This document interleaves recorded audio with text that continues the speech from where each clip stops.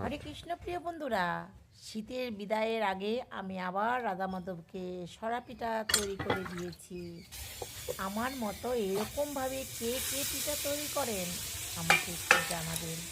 হরে কৃষ্ণ, হরি বল। আমার মা ঠাকুমাকে দেখেছিলাম এইভাবে সরা পিঠা তৈরি করতে।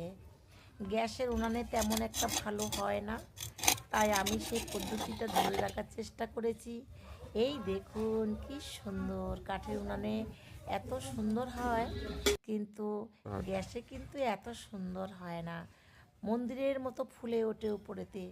আমার সকল প্রিয় বন্ধুকে আমন্ত্রণ জানাচ্ছি পিঠে খেতে আসার জন্য। পেটে খেলে পিঠে সয় শুনেছি, তাই আমি আপনাদেরকে সত্যি সত্যি পিঠে খাওয়াতে চাই।